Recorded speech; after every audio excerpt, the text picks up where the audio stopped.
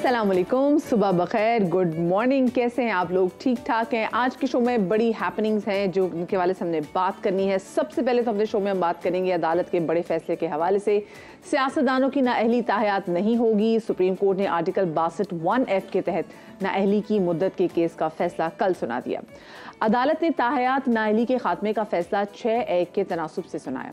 नवाज शरीफ और जहांगीर तरीन की ताहयात नाअहली ख़त्म हो गई। अदालत ने रिमार्क्स दिए कि आइन में कहाँ लिखा है कि नाअहली की सज़ा ताहयात होगी। ऐसा नहीं होना चाहिए कि जब मूड में हो तो ताहयात नाअहल कर दें और जब मूड नहीं है तो नाअहली ख़त्म कर दें। ख्याल रहे कि चीफ जस्टिस मिस्टर जस्टिस काजी फायज़ ईसा की सरबराही में 7 रुकनी बेंच ने समाअत की थी और फैसला 5 जनवरी को महफूज किया गया था। इसी हवाले से तफसील में बात करेंगे। हमारे साथ स्टूडियोज़ में मौजूद हैं ब्यूरो चीफ कराची असलम खान साहब और सियासी तजियाकार माजिद निज़ामी हमें ज्वाइन करेंगे। हम दोनों को शामिल गुफ्तगू करेंगे। अस्सलाम वालेकुम असलम भाई। अस्सलाम वालेकुम Majid and a very good morning. सबसे पहले तो माजिद मैं आपसे जानना चाहूँगी कि दिस इज़ प्रॉबेबली एक ऐसा फैसला जिसमें हम देख रहे हैं कि तमाम पॉलिटिकल पार्टीज़ की जानिब से it has been very well received. इस पे आप क्या पहले कॉमेंट करना चाहेंगे? जी बहुत शुक्रिया। मेरे ख्याल में इस फैसले को एक मुख्तलिफ तनाजुर से इसलिए देखना चाहिए कि इस फैसले से ऐसे लग रहा है कि सुप्रीम कोर्ट ने पार्लियामेंट की बालादस्ती को अहमियत दी है और उसके हवाले से अपनी राय का इजहार नहीं किया, क्योंकि जो पार्लियामेंट के अंदर तरामीम हुई थी उसके बाद ये चीज़ डिस्कशन में आना शुरू हुई थी और उसके बाद ही लोगों ने अदालत का रुख किया था। तो पहले अदलिया में ऐसी मिसालें मौजूद रही हैं कि उन्होंने पार्लियामेंट के या मुकर्रना के फैसलों को या उनकी राय को तब्दील किया है, उसकी तशरीह कुछ और की है। अब ऐसा नहीं हुआ। अब ऐसा हुआ है कि उन्होंने पार्लियामेंट के जो फैसले हैं उनको बिल्कुल नहीं छेड़ा और उसको दुरुस्त मानते हुए उन्होंने ये जजमेंट दी है। और मेरे ख्याल में कि इससे फिलहाल तो ऐसे लग रहा है कि मियां नवाज शरीफ को फायदा होगा, लेकिन लॉन्ग टर्म में इसका फायदा इमरान खान को भी होगा। ये अक्रॉस द बोर्ड मेरा ख्याल है एक रिलीफ है। तभी हमने देखा कि कल बैरिस्टर अली जफर ने भी मतलब हिमायत की और उसके बाद हमने देखा कि हामिद खान भी काफ़ी सेटिस्फाई नजर आए इस फैसले से। मुझे बताएं ये जो स्पेसिफिकली फैसला किया गया है सुप्रीम कोर्ट की जानिब से, किन ग्राउंड्स पे फैसला किया गया है?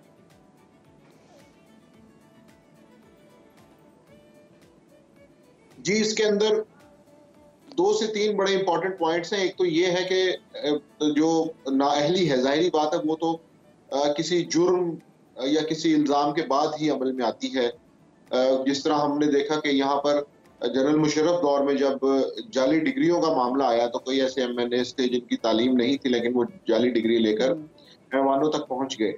तो बहरहाल वो एक जुर्म तो है। इसके साथ साथ जिस तरह ये मियां नवाज शरीफ का केस है, जहांगीर तरीन का केस है, तो उसमें एक ख्याल ये था कि क्या जुर्म की सजा ताहयात होनी चाहिए या जुर्म की नौइयत के हिसाब से उसकी सजा होनी चाहिए। जैसा कि पाकिस्तान के कानून में बाकी तमाम चीज़ों के हवाले से मुख्तसर सजाएं हैं।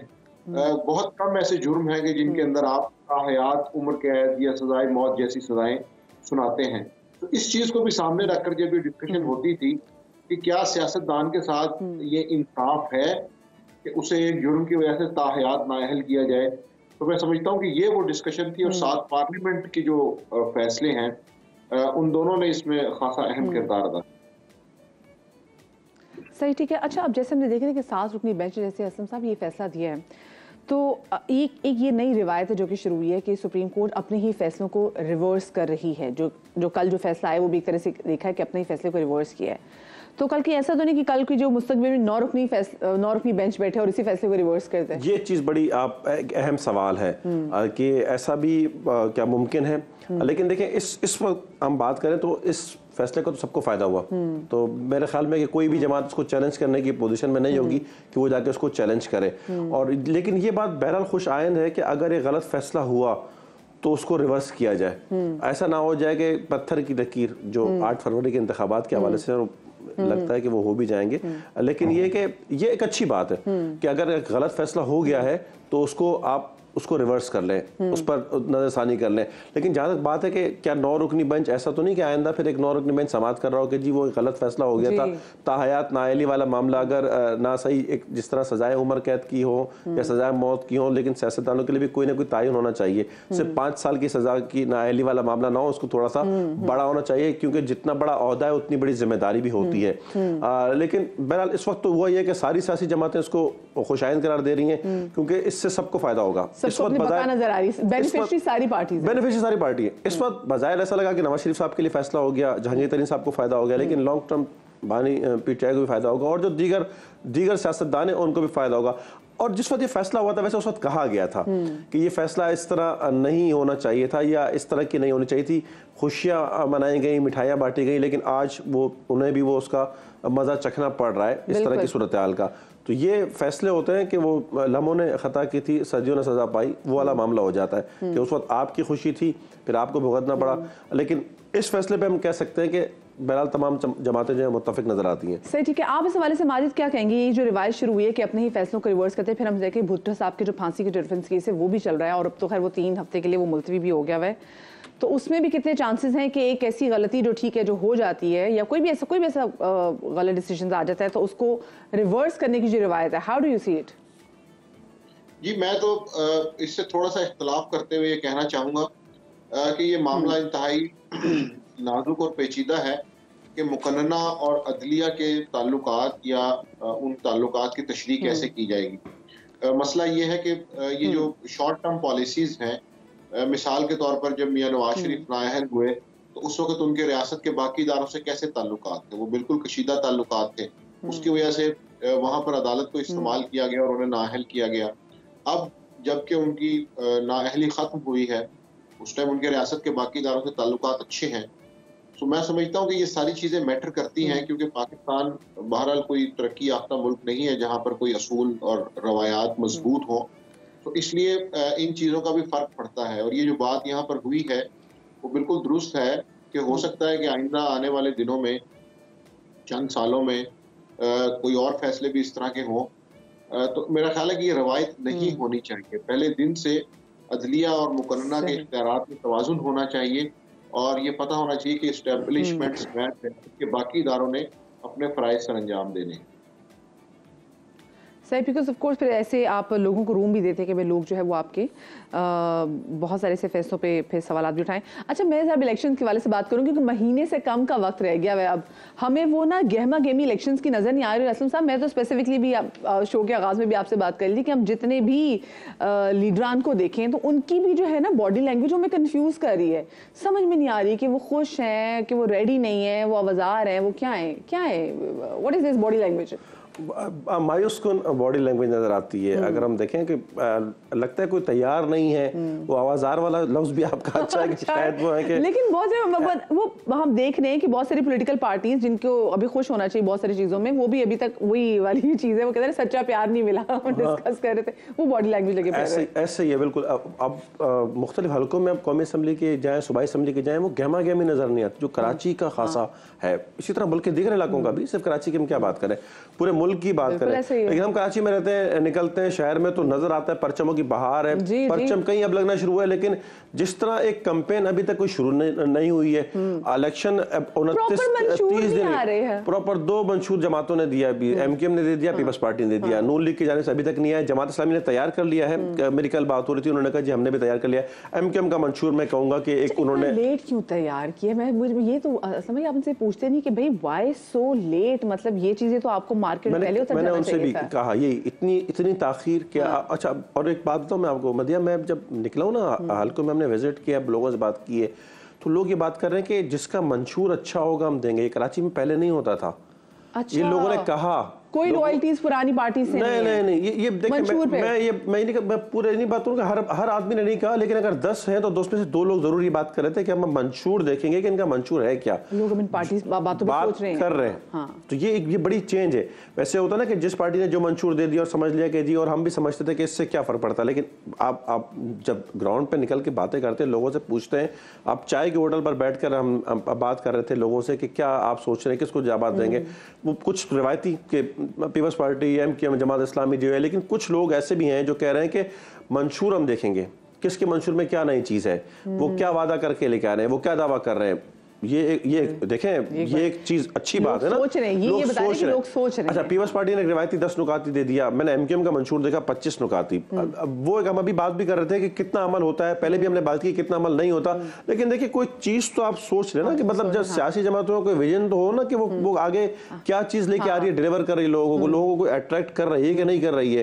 तो ये चीजें, रोजगार वाला मामला था, बेनजीर इनकम सपोर्ट प्रोग्राम, उसको लोगों ने सराहा पीपल्स पार्टी का। अब अगर मैं देखूं कि MQM का मंशूर 10 साल हेल्थ की इमरजेंसी, 10 साल तालीम की इमरजेंसी, यूथ के जरिए वो $100 का ज़र मुबादला कमाना, उसका $16 का, और उसके साथ साथ जो नए शहर बन रहे हैं उसमें इंडस्ट्रियल जोन्स का कयाम करना। अच्छा, सिर्फ ये है कि वो एक इनकम सपोर्ट प्रोग्राम नहीं होगा, जनरेशन फंड, कि कैसे फंड जनरेशन करें। जिस तरह हम बात करते हैं कि सिर्फ आप लोगों को खाना खिला करके या घर बैठे 12,000 रुपए ना दें, उनको उनकी स्किल्स को बढ़ाएं, उसको सलाहियतों को बढ़ाएं ताकि हम फंड रेज कर सके। इसमें बिलावल भुट्टो कभी सुन रही होती हूँ, वो बार-बार जब कह रहे होते हैं कि जी हम जो तनख्वाह वो डबल कर देंगे, लेकिन ये होता है कि जी जनरेट करना है, वो फंड हम जनरेट कैसे करेंगे जो आगे ऐसे ही ये चीज उसमें मुझे नजर आई। जो MQM का एक मामला था उसमें एक नजर आया कि जी वो कोई कुछ सोच रहे। अच्छा, माहौलियाती आलूदगी पर पीपल्स पार्टी के मंशूर में कोई बात नहीं, हालांकि पहले अगर हम बात करें, कितना काम किया इसमें। जी हाँ, बिल्कुल बहुत काम किया है उसमें MQM के पास इस मंशूर में कुछ इस्लाहत है, आबी आलूदगी, समुद्री आलूदगी के, फजाई आलूदगी के,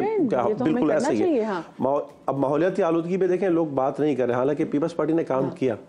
ऐसा नहीं है कि नहीं काम किया। रहमान ने तो उनको वर्ल्ड वाइड नॉलेज भी किया गया। अच्छा सर, माजिद आपसे जरा जानना चाहूंगी, मुझे बताएं लाहौर में आपको कुछ चीज अनयूजुअल नजर आ रही है इलेक्शन कैंपेन्स को लेकर?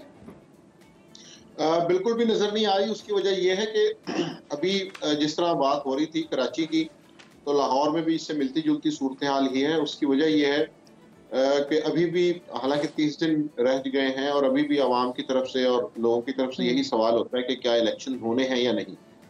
उसकी वजह यह है कि हमें आपने कहा कि सच्चा प्यार नहीं मिला, तो 2 धोखे हमारे साथ हो चुके हैं। पंजाब असेंबली के इलेक्शन होने थे और खैबर पख्तूनख्वा में इलेक्शन होने थे, तो वहां पर हमारे साथ धोखे हो चुके हैं।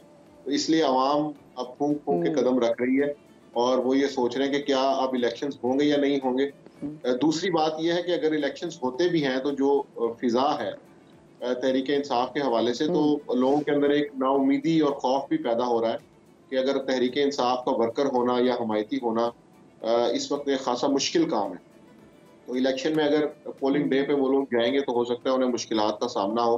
तो इस तरह से कंफ्यूजन जो है वो इसलिए है कि एक तो पहले जो इलेक्शंस के ऐलानात हुए वो नहीं हुए, फिर ये है कि इस वक्त तहरीक इंसाफ टारगेट पे है। माजिद, अगर हम पाकिस्तान की हिस्ट्री देखें, इलेक्शंस की हिस्ट्री देखें, तो कोई नई चीज़ तो नहीं होगी। हमने तो पहले भी देखा, सिर्फ कोई एक किसी पॉलिटिकल पार्टी तो नहीं कि जिसके भी फॉलोअर्स को लग रहा है या सपोर्टर्स को लग रहा है कि उनके लिए अगर पोलिंग बूथ तक पहुंचना मुश्किल काम हो सकता है। ये तो बहुत सारी दूसरी पार्टियों के लोगों ने भी पहले भुगता हुआ है। जी बिल्कुल ऐसा ही है, लेकिन इस दफा इंटेंसिटी थोड़ी ज्यादा हो गई है। इस दफा तरीके थोड़े बदल गए हैं, मॉडर्न डे आ गया है। सो पहले तो सिर्फ पोलिंग डे के ऊपर लड़ाइयां होती थी, अब उससे पहले ही काम स्टार्ट हो चुका है। सो इसलिए वक्त के साथ साथ इसके अंदर जिद्दत आ रही है और मॉडर्न टेक्निक्स यूज की जा रही हैं, इसलिए मामला थोड़ा सा मुख्तलिफ है। पहले ये जरूर होता था कि इलेक्शन की गहमा गहमी होती, ये बात दुरुस्त है कि अपोजिशन की पार्टीज को मुश्किलात होती थी, लेकिन इलेक्शन की गहमा गहमी इस दफा नजर नहीं आ रही। बैनर्स और पोस्टर्स की हद तक तो शायद में कुछ मामला शुरू हो गया है, लेकिन कॉर्नर मीटिंग्स, जलसे, इंतखाबी दफातर के अंदर चाय चलना, खाने चलने, ये सारा कुछ अभी तक नहीं हो रहा, जो कि मैं समझता हूँ कि 30 दिन अगर रह गए चाय पानी तो शुरू हो जाती थी। हाँ माजिद, मैंने तो लाहौर में कोई खंबा खाली नहीं देखा जब भी इलेक्शन होने होते थे। हर खंबे पे किसी न कोई 1500 तो तस्वीरें लगी होती थी। इस बार ऐसा लग रहा है खंबे भी तस्वीरों को लेके काफी यतीम नजर आ रहे हैं। लेकिन मैं वही चीज है कि लाहौर में वो गहमा गहमी कॉर्नर मीटिंग है, बिल्कुल कॉर्नर हो गई है। बिल्कुल एग्जैक्टली, उम्मीदवार भी कॉर्नर हो गए, कोई मैदान में नहीं है, कोई जिसे अब तो जिसने चाय पिलानी वो भी सोच रहा है कि मुझे इलेक्शन में कोई फायदा होगा कि नहीं होगा। ऐसे ही है। कल हम एक जगह पे थे, हम यही बात कर रहे थे कि यहाँ पर पहले तो एक होता था कि जहाँ उम्मीदवार का दफ्तर होता था वहां पर होटल भी खुल जाया करते थे और चाय का और लंगर का इंतजाम हो जाता था। अब एक महीना है और लंगर का कोई दूर दूर तक पता नहीं है। और देखिए एमकेएम ने एक जलसे का अनाउंस किया हुआ 21 जनवरी को, और एमकेएम तो अगर 22 साल के हैं तो 22 जलसे छोटे बड़े कर जाती थी। एक अनाउंस है 21 जनवरी का। वो जो पिछले उन्होंने हर संडे को शुरू किया हुआ था सिलसिला, वो टाउन में वो इंतखाब एक मुहिम था, वो भी रुकी हुई है, वो भी रुकी हुई है इस इलेक्शन की वजह से, वो भी रुकी हुई है। वो उन्होंने 5-6 टाउन किए और उसके बाद अब वो मामला रुक गया है। लेकिन वो तो एक अवामी राब्ते का मामला था। इलेक्शन के प्रॉपर एक जलसे होते थे ना, जिसको हम कॉर्नर मीटिंग्स कर लें, उस उम्मीदवार की एक बड़ी कॉर्नर मीटिंग होती थी। ये तो टाउन के तंजीमी जलसे थे, इनके तंजीमी प्रोग्राम थे। लेकिन वो एक उम्मीदवार के हक में वहाँ पर एक अनाउंसमेंट हो जाती थी, और उसके साथ साथ जो सूबाई और कौमी असेंबली के मेंबर हैं वो बाकायदा तौर पर वहाँ पर अपना एक दफ्तर भी खुल जाता था और काम हो जाता था। अब ना एमकेएम कर रही है, ना पीपल्स पार्टी की जानिब से, जमात इस्लामी की जानिब से, उधर नून लीग भी नहीं करी, नून लीग की भी बॉडी लैंग्वेज समझ में नहीं आ रही, बस परेशानी। इसीलिए तो हम लोग जब भी किसी के मतलब कि दोस्त अकारब से मिलने तो सलाम के बाद पहली बात हम पूछते हैं कि अस्सलाम वालेकुम, इलेक्शन हो रहे हैं कि नहीं हो रहे, क्योंकि हमें खुद अभी तक यकीन नहीं है पॉलिटिकल पार्टीज की एक्टिविटीज को देखते हुए। बहुत शुक्रिया जी असम खान साहब, हमारे कराची के ब्यूरो चीफ हमारे साथ मौजूद थे, और साथ में हमारे साथ सियासी तजज़ियाकार माजिद निज़ामी लाहौर से मौजूद थे। आप दोनों का बहुत शुक्रिया। अल्लाह करे जी इलेक्शन हो साफ और शफाफ, ताकि लोगों का जमहूरियत की प्रोसेस पे जो एतमाद है वो किसी भी सूरत में कम ना होने पाए। हर एक के पास आज़ादी ज़रूर होनी चाहिए अपने इस राइट को लेकर। अब आगे बढ़ते हैं और क्लाइमेट चेंज के हवाले से, क्योंकि हमने यहाँ पे बात की कि क्लाइमेट चेंज का मंशूर होना कितना ज़्यादा ज़रूरी था, और हम असलम खान साहब ये बात कर रहे थे कि जी बड़ी हैरत की बात है कि पाकिस्तान पीपल्स पार्टी ने अपने इस मंशूर को आगे नहीं रखा। दो शेरिन नुमान साहिबा जो उनकी मिनिस्टर भी थी, उन्होंने इस पर काफ़ी काम किया था और उनको दुनिया भर में काफ़ी एक्नॉलेज भी किया गया था उनकी इन खिदमात को लेकर। लेकिन मंशूर में अगर आप इसको नहीं ऐड करेंगे तो इससे पता चलेगा कि आप कितना सीरियस है क्लाइमेट चेंज को लेके। लाखों गाड़ियां, और अगर हम स्पेसिफिकली पाकिस्तान में बात करें तो लाखों गाड़ियां, ट्रैफिक जैम और जगह जगह तामीराती काम जो है वो अमराज़ क़ल्ब, दमे और फेफड़ों के केसेस में इजाफा कर रही हैं। यूनिवर्सिटी ऑफ वाशिंगटन की तहकीक ने, मैं लाहौर के वाले से आपको बता रही हूँ कि जो तहकीक की उसमें लाहौर में दिन ब दिन बढ़ती ट्रैफिक और शहरियों की सेहत के हवाले से नए खदशात को जन्म दे दिया है। मसरूफ शाहराहों पर शहरियों का ब्लड प्रेशर हाई हो जाता है जो 24 घंटे तक बरकरार रहता है। और आप सोचें ना कि अगर एक टाइम है जिस टाइम पे आपने ऑफिस से बाहर निकलना है, ट्रैफिक बहुत है, तो उस वक्त जो आपका ब्लड प्रेशर हाई हुआ है तो वो जो 24 घंटे बरकरार रह रहा है, जहां उसने एक्सपायर होना है तो अगले दिन फिर वही टाइम आ गया जब आपने ऑफिस से घर वापस जाना है, फिर वही ट्रैफिक। तो ये जो सिस्टम है ना, ये ख़त्म ही नहीं हो रहा, ये सिलसिला जो ख़त्म ही नहीं हो रहा। अच्छा, गाड़ियों मोटरसाइकिलों के इंजन, पाइप्स, टायर्स और ब्रेक से ख़तरनाक कीमियाई मादों का अखराज एक बहुत बड़ी वजह है, और सड़क पर आलूदगी भी साइंस के ज़रिए इंसानी जिस्म में आपको पता जाती है। और आखिर इस मसले से निजात किस तरह से मुमकिन है, एक बहुत बड़ा सवाल है। इस सवाल का जवाब तलाश करने के लिए आज हमने अपने प्रोग्राम में दावत दी है डॉक्टर सोमिया इक़्तिदार को। आप एसोसिएट प्रोफेसर ऑफ मेडिसिन हैं king Edward medical university Lahore में। डॉक्टर सोमिया, बहुत शुक्रिया आपका कि आपने सुबह के समय में हमें वक्त दिया। डॉक्टर साहिबा, ये बताइए कि ये तो बड़ी तशवीशनाक सूरत हाल है, क्या कहेंगी इस पे? Thank you Madiha for taking up this very hot and burning issue. Climate change जो है वो दुनिया भर में अब एक ऐसा टॉपिक बना हुआ है जिस पे डिबेट हो रही है, क्योंकि जो इसके डेट्रीमेंटल इफेक्ट्स हैं हेल्थ पे, वो एक कॉज ऑफ कंसर्न है। तो आपने बहुत राइटली पॉइंट आउट किया कि जो कंबस्शन होती है फ्यूल की, उससे जो धुआं होता है वो बहुत हैज़र्डस है हमारी हेल्थ के लिए। और न सिर्फ वाशिंगटन की रिसर्च बल्कि इससे पहले भी बहुत सारी रिसर्च हुई हैं जिन्होंने ये शो किया है कि जो फ्यूल से धुआं निकलता है और जो कंस्ट्रक्शन साइट्स के ऊपर मिट्टी है, ये मिल के जब हम इनहेल करते हैं तो ये हमारे जिस्म में बहुत सारी बीमारियों का बायस बनती है। रेस्पिरेटरी प्रॉब्लम्स तो ये कॉज करती ही है क्योंकि ये इरिटेंट है हमारी सांस की नालियों के लिए, लेकिन फिर सांस की नालियों से खून में शामिल होकर हमारे खून की नालियों की तंगी और उसकी वजह से ब्लड प्रेशर और इसे हम ट्रैफिक। और अब ये एक ऐसी टर्म है जो बहुत फ्रीक्वेंटली रिसर्च का टॉपिक बनती जा रही है, क्योंकि ब्लड प्रेशर जब बढ़ता है तो इमराज़ क़ल्ब बढ़ते हैं, स्ट्रोक का इंसिडेंस बढ़ जाता है, और न सिर्फ दिल की बीमारियां बल्कि शुगर जैसे मर्ज भी जो इंसुलिन रेजिस्टेंस की वजह है वो भी एनवायरमेंटल पोल्यूशन के साथ अब एसोसिएट किए जा रहे हैं। इसके अलावा लोग इस बारे में बात ही नहीं करें कि देखिए जब आबो हवा आपके शहर की अच्छी होगी तो वहाँ पे जो रहने वाले लोग हैं उनकी जो जिंदगी का जो लाइफ टाइम है वो भी से बढ़ेगा। हम फ्लोरिडा जैसे वो शहर, वो स्टेट्स जहाँ पर हम देखते हैं कि वेस्ट में जहाँ पे आबो हवा बहुत अच्छी है, वहाँ पे लोगों की जो एवरेज लाइफ है वो तकरीबन 90 साल है। अगर हमारी आबो हवा ये रही तो हम तो अपने एवरेज से भी कम चले जाएंगे। देखिए, कुछ ऐसे रिस्क फैक्टर्स होते हैं जो कि मॉडिफाइबल होते हैं और एनवायरमेंटल रिस्क फैक्टर्स वो फैक्टर्स हैं जो मॉडिफाइबल है। सो हमें कुछ ऐसे एक्शंस करने हैं जिससे हम एक साफ हवा को जन्म दे सकें जो हमारी ज़िंदगी और सेहत पर मुफीद असरात करे। तो ट्री प्लांटेशन करनी चाहिए, हमें जो ट्रैफिक को कम करने के लिए इंडिविजुअल लेवल पर भी कोशिश करनी चाहिए।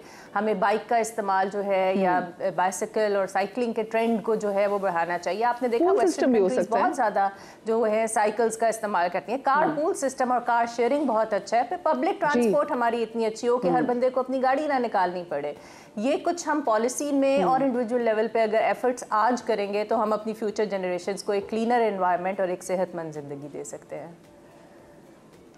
सही, बहुत शुक्रिया जी। डॉक्टर सोमे इक़्तिदार साहिबा हमारे साथ मौजूद थी, बड़ी ज़बरदस्त उन्होंने बात की और आई होप इस हवाले से भी हमारी पॉलिटिकल पार्टीज कुछ काम करें और ये तमाम तर निकात को अपने सियासी मंशूर का हिस्सा भी बनाएं, क्योंकि जान है तो जहान है। मैं छोटी सी ब्रेक ले रही हूँ, ब्रेक के बाद वापस आते, कहीं बच जाइएगा।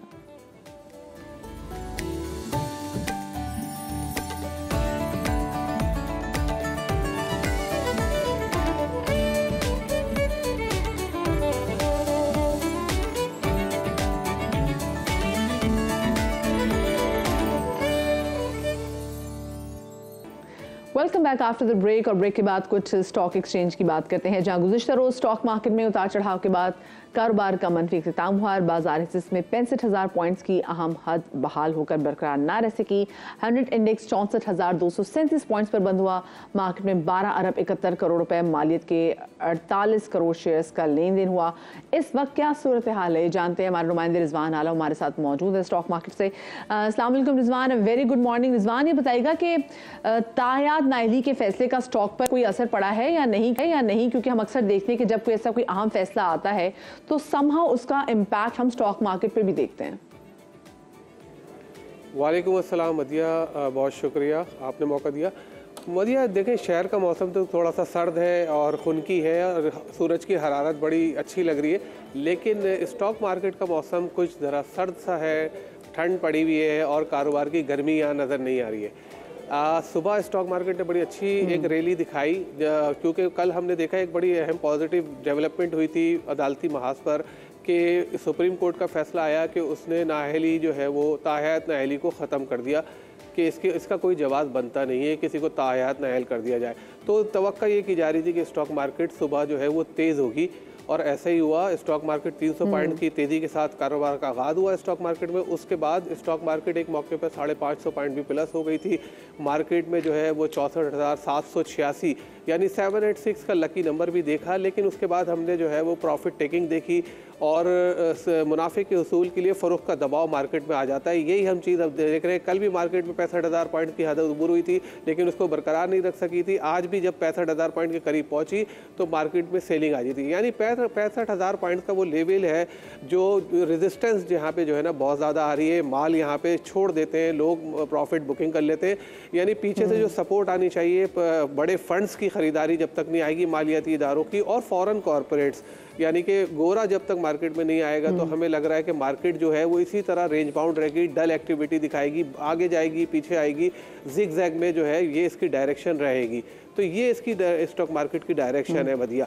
लेकिन बताया ये जा रहा है कि चूँकि माशी फ्रंट पे अच्छी खबरें आ रही है, जैसे अब एक सऊदीया में जो है एक समिट होने वाली है, उसमें रेकॉर्डिंग का मामला जो है वो बड़ा अहम होगा और उसमें सऊदी अरब के साथ कह रहे हैं कि कोई डील्स जो है बनती हुई नज़र आएगी पाकिस्तान की, तो ये बड़ा इम्पैक्ट डालेगी। दूसरे रिफाइनरी सेक्टर में जो एक रिफाइनरी पॉलिसी आई है उसमें टैक्स के कुछ इश्यूज़ हैं, वो जब हल हो जाएंगे तो हम रिफाइनरी सेक्टर में भी ख़रीदारी देखेंगे। तो ऑयल एंड गैस, रिफाइनरी और ब्लू चिप शेयर जब पाकिस्तान स्टॉक मार्केट के चलेंगे तो फिर वो सबकी तवज्जो अपनी तरफ मरकूज़ करेंगे और फिर बड़े फंड भी मार्केट में आएंगे और मार्केट जो है वो बेहतर हो जाएगी। लेकिन इसका ये डिपेंड करता है कि पॉलिटिकल स्टेबिलिटी मार्केट में किस तरह रहती है और सिनेरियो क्या चल रहा है। हाँ, ऑफ कोर्स पॉलिटिकल स्टेबिलिटी तो हमारे मार्केट में भी हम देखते हैं कि स्टेबिलिटी नजर आती है। तो जी फॉरेक्स मार्केट के वाले से भी कुछ बताएं, इंटरबैंक और ओपन मार्केट में डॉलर कितने का मिल रहा है? मदिया, बहुत अच्छी खबर ये है कि हमारे जो है रुपया रोज़ बरोज़ तगड़ा हो रहा है। पूरे दिसंबर के महीने में हमारा रुपया तगड़ा हुआ। इसके अलावा जब हमने नए साल का आगाज़ देखा उसमें भी रुपया अप्रिशिएट हुआ है, तगड़ा हुआ है, डॉलर की कदर नीचे आ रही है। और अब तो IMF ने भी ये तस्लीम कर लिया है कि डॉलर जो है वो 277 रुपये पे जो है वो इसकी कहीं जो है वो कदर बनती है, यानी कि अभी 281 रुपये और कोई 35 पैसे पे ट्रेड कर रहा है इंटरबैंक मार्केट में। आज भी 17 पैसे इसकी कदर में गिरावट हम देख रहे हैं। ओपन करेंसी मार्केट अभी रेट आई नहीं है, तो जब आएंगे तो वो 282-50 के करीब होंगे। यही है कि अगर यहाँ से 3 रुपये डॉलर नीचे आता है तो डॉलर सस्ता होने की वजह से और आलमी मंडी में जिस तरह तेल की कीमत गिर रही है उसका जब पास ऑन होगा शहरियों को, आवाम को उसका फ़ायदा, यानी पेट्रोलियम प्राइसेस नीचे आएंगी तो डॉलर और ये दोनों चीज़ें मिलके महंगाई की आग को और उस पर काबू पाने में हमारी बड़ी मदद करेंगी। अल्लाह करे जी ऐसा ही हो, क्योंकि अब लोग एक्सपेक्ट तो करें कि जब आलमी मार्केट में तेल सस्ता हो रहा है तो उसका इम्पैक्ट हम यहाँ पे क्यों नहीं देख रहे, और अगर यहाँ पे हो रहा है तो किरायों में जो है वो कमी क्यों नहीं हो रही। बहुत शुक्रिया जी, सैयद रिजवान आलम हमारे नुमाइंदे हमारे साथ मौजूद थे, कुछ अच्छी खबर दे रहे थे कदर के हवाले से कि रुपया जो है हमारा थ्रू आउट अगर दिसंबर में देखें तो आहिस्ता आहिस्ता करके थोड़ा मुस्तहकम हुआ है।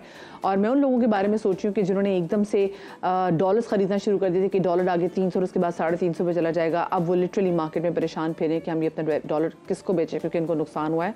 और ये उनके साथ होना भी चाहिए था कि एक टाइम जब आप देखते हैं कि मुल्क को आपकी डॉलर की ज़रूरत होती है और आप मार्केट से डॉलर जो है वो निकालना शुरू कर देते हैं।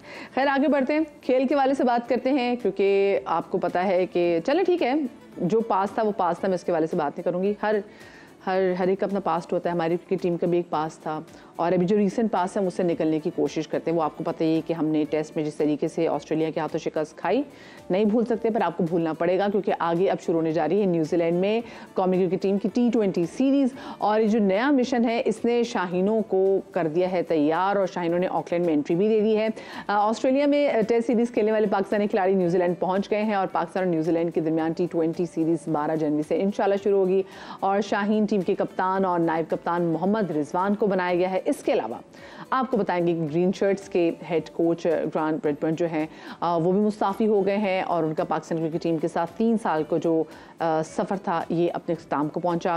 ब्रैडबर्न ने पाकिस्तान टीम की कामयाबियों के लिए नेक तमन्नाओं का भी इजहार किया है और इसी वाले से बात करने के लिए हमारे साथ मौजूद हैं क्रिकेट के तजियाकार अब्दुल गफ़ार साहब, उनको शामिल गुफ्तगू करेंगे। अस्सलाम वालेकुम अब्दुल गफ़ार साहब and a very good morning to सबका समा। अब्दुल गफ़ार साहब, टेस्ट मैच में जो पाकिस्तान की परफॉर्मेंस थी वो तो काफ़ी मायूस कुन थी। अब हमारे T20 जो मैचेस शुरू होने वाले हैं, क्या हम उससे अच्छी उम्मीद लगाएं, क्योंकि अगर देखा जाए तो हमारी जो टीम है वो T20 की फॉर्मेट में अच्छा प्ले करती है। वालेकुम सलाम मदिया, बहुत शुक्रिया मुझे अपने प्रोग्राम में मदद करने के लिए। और देखिए बिल्कुल T20 में हम बेहतर टीम है और जितना निस्बतन शॉर्टर फॉर्मेट होता जाएगा पाकिस्तान की परफॉर्मेंस बेहतर हो जाती है। लेकिन भारत ये हमारा पास्ट रहा है, जैसे आपने कहा ना कि टेस्ट क्रिकेट की परफॉर्मेंस भी, तो T20 भी पास में अच्छा खेले, लेकिन अब नया चैलेंज होगा। अमेरिका वेस्ट इंडीज में 1 जून से जो है वर्ल्ड T20 शुरू होना है, इसके लिए बहुत इंपॉर्टेंट सीरीज है। लेकिन अभी रिजवान जैसे फरमा रहे थे ना कि जो स्टेबिलिटी बिजनेस में आई है, अनफॉर्चुनेटली मदिया क्रिकेट में स्टेबिलिटी नहीं आ पा रही है। 2022 दिसंबर में रमीज राजा साहब को जब हटाया गया, अमलन पाकिस्तान क्रिकेट बोर्ड का कोई चेयरमैन ही नहीं है, ये पर मैनेजमेंट कमेटी के सरबराह के तौर पे पहले नजम सेठी साहब काम करते रहे, अब जक्कर साहब काम कर रहे हैं। इसका मसला ये होता है कि स्टेबिलिटी नहीं आती है, क्योंकि जब आप फैसले लेते हैं उसके अंदर लॉन्ग टर्म प्लानिंग। अभी 5 फरवरी तक जो है वो जक्कर साहब की मुद्दत मियाद है। और फिर मसला ये ना कि जो आता है, जो फैसले लेता है, जो अगला आने वाला होता है वो उसको आके रिवर्स कर देता है। एग्जैक्टली। और आप देखिए ना, ग्रांट ब्रैडबर्न ने कितने खूबसूरत अंदाज से ट्विटर पे लिख तो दिया, शुक्रिया पाकिस्तान। लेकिन हमें खुद तो अपने आपसे पूछना चाहिए ना कि जिस फॉरेन कोच को हम 2 साल के लिए लेकर आए थे, वो सिर्फ 8 या 9 महीने बाद शुक्रिया पाकिस्तान कह के चला गया। उसकी कुछ और कमिटमेंट भी उसको मिल सकती थी।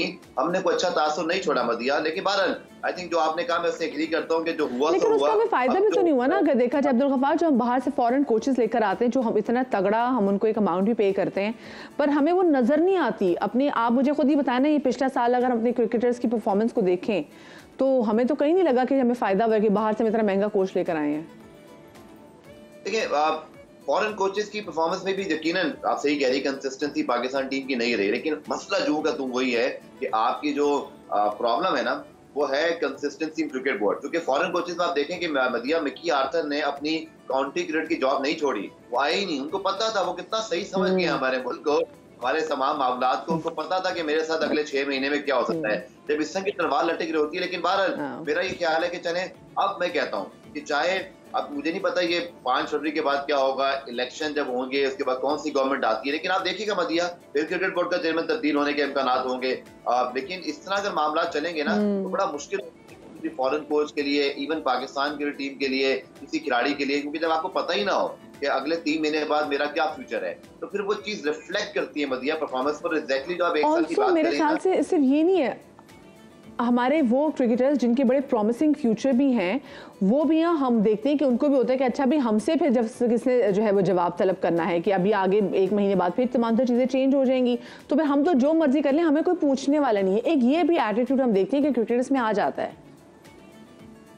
देखिए, बस मैं ये चाहता हूँ मदिया कि आपकी कंसिस्टेंसी रहे। अब चले जो भी है, जैसे भी है, ये क्रिकेट बोर्ड अब आया, अब देखें ना, प्रॉब्लम अगेन वही है। मैं आपको पहले से आगाह कर रहा हूँ कि 5 फरवरी को जब ये मुद्दत खत्म होनी है, उसके बाद कोई गारंटी नहीं है कि क्या ज़का अशरफ और ये क्रिकेट बोर्ड रहेगा या कोई और लोग आ जाएंगे। तो जब हर 6 महीने बाद क्रिकेट बोर्ड तब्दील होता है ना मदिया, तो फिर खिलाड़ी, कोचेस, सबके लिए मुश्किल होती है। और आप देखिएगा, अगर खुदा न खास्ता ऐसा कुछ हुआ कि 5 फरवरी या आम इंतखाबात के बाद क्रिकेट बोर्ड में एक और तब्दीली आनी है, तो फिर ये कोचेस तब्दील हो जाएंगे, फिर चीफ सेक्टर तब्दील हो जाएंगे, शायद कप्तान भी तब्दील हो जाए। तो ये है प्रॉब्लम असल। लेकिन जैसे आपने बात की T20 सीरीज की मदिया, क्योंकि शॉर्टर फॉर्मेट में बेहतर टीम है, बट ये बड़ी इंपॉर्टेंट सीरीज है, क्योंकि वर्ल्ड कप से पहले आपको 5 मैचेस अभी खेलने हैं, फिर PSL के बाद 5 मैचेस खेले, न्यूजीलैंड भी पाकिस्तान आ रहा है।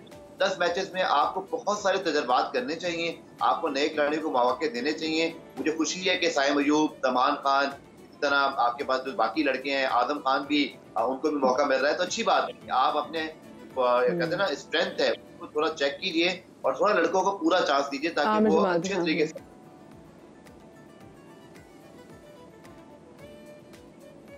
अच्छा, मुझे ये बताएं कि अभी हम देख रहे हैं इस पे कि शाहीन भी थोड़ा फिट हो गए हैं, तो आपको वो खेलते हुए दिखाए, ऑफ कोर्स वो कैप्टन भी है तो हमें वो नज़र भी आएंगे।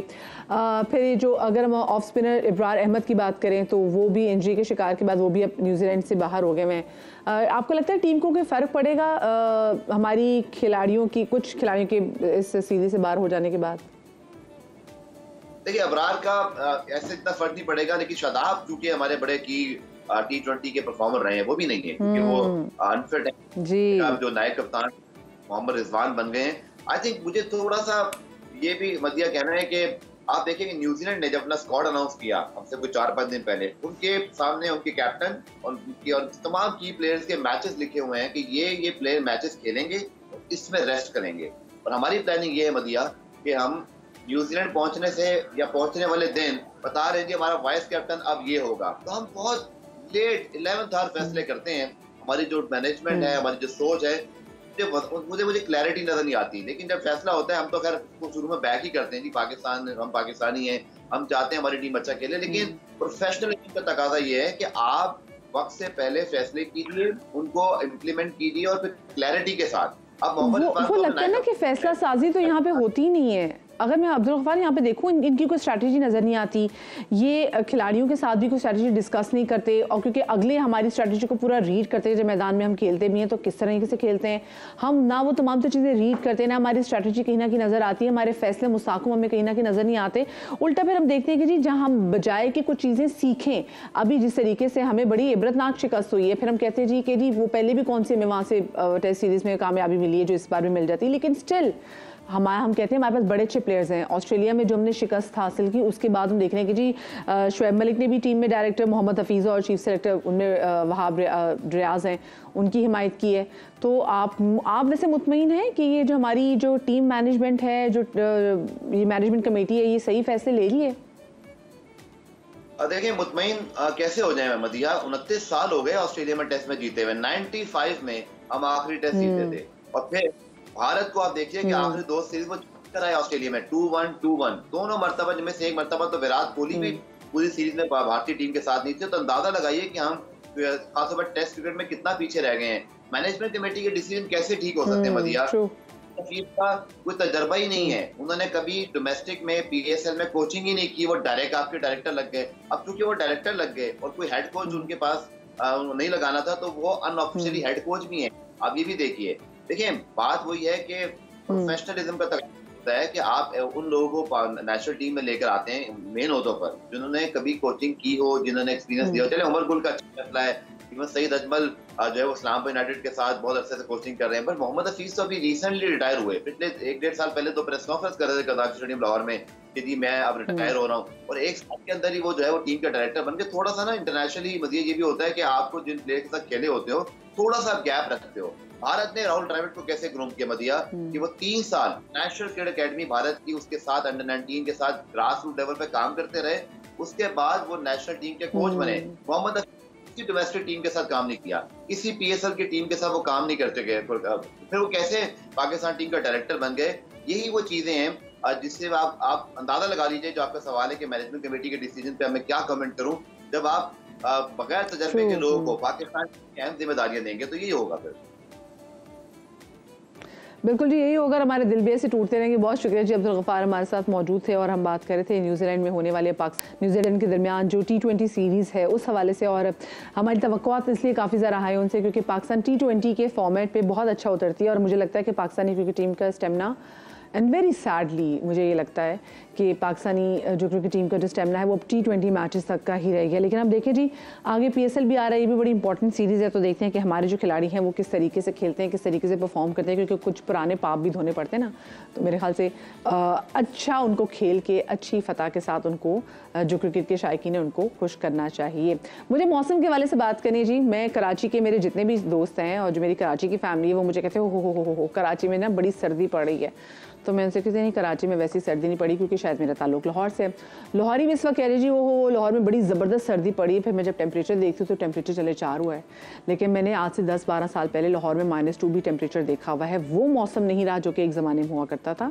एक तो वैसे सर्दियाँ लेट आई हैं, क्लाइमेट चेंज की जो हम बात करते हैं, सर्दियाँ लेट आई हैं और अब लोगों को सर्दी बहुत ज़्यादा लग भी रही है। तो महकमा मौसमियात की जानिब से जो कराची में जो रहने वाले लोग हैं जो अभी सर्दी का इंतज़ार कर रहे थे, उनके लिए अच्छी खबर ये है कि महकमा मौसमियात ने कहा है कि सर्दी बढ़ेगी कराची में, क्योंकि हम देख रहे हैं कि बलूचिस्तान में और कोयटा में भी क्योंकि मौसम बड़ा ठंडा है, बर्फी पड़ी है, और आज रात से शहर में सर्द हवाएं चलेंगी। मजीद तफसीलात हमारी नुमाइंदा फरवा अली से जानते हैं। जी फरवा।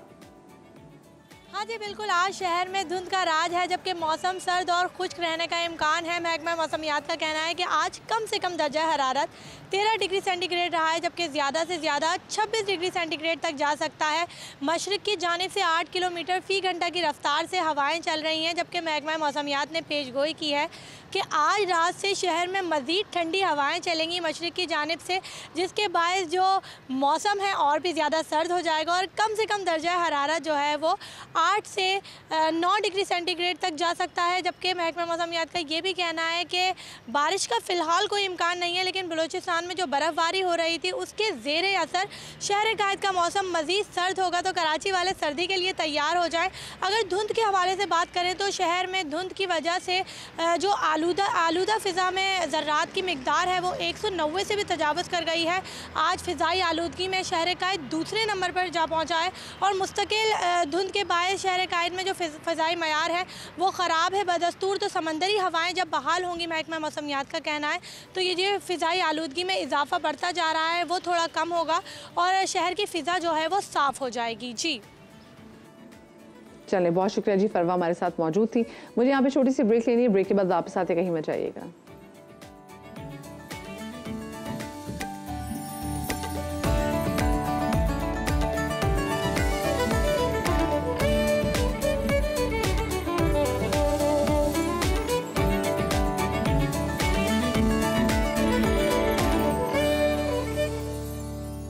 Welcome back after the break. आपको बताएं कि कराची में मुर्गी का गोश्त सस्ता नहीं हो सका और 700 रुपये किलो में फ़रोख्त हो रहा है। जो इसका ऑफिशियल जो प्राइस है वो 502 है, लेकिन मार्केट में इससे भी ज़्यादा जो है वो नर्ख में ये हो रहा है फ़रोख्त। समा के नुमाइंदे खुर्शीद आलम ने मुख्तलिफ बाज़ारों में जाकर ख़रीदारों और दुकानदारों से उनकी राय मालूम की है।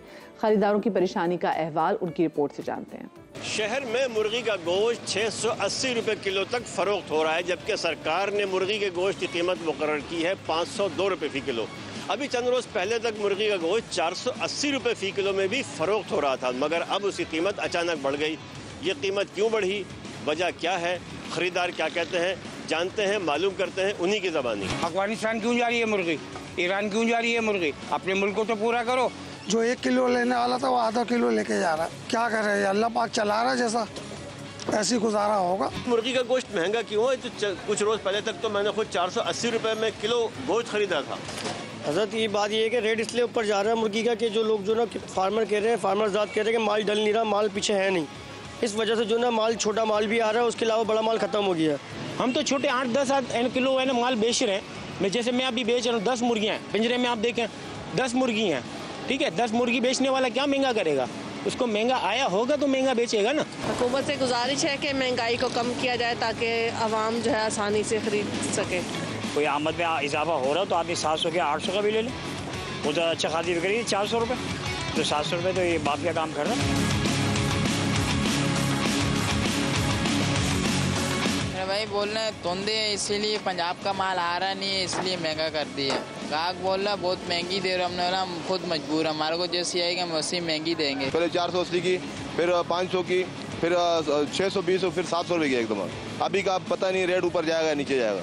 बीज महंगी है और किराया बहुत चढ़ गया है, अगर ये सस्ता कर देंगे तो इनका वारा नहीं है। अब चिकन अभी सस्ती होने का इम्कान नहीं है, बिल्कुल नहीं है सर, अभी तो और महंगी होगी। जागो जागो हुआ सवेरा, जागो जागो हुआ सवेरा। जी हाँ, ये हमें कोई नज़र नहीं पड़ रहा, बल्कि जिन लोगों का काम कीमतों को चेक करना, कंट्रोल करना है, उनको जगाने की कोशिश कर रहा हूँ ताकि वो उठें, जागें और अपना काम करें और कीमतों को कंट्रोल करें।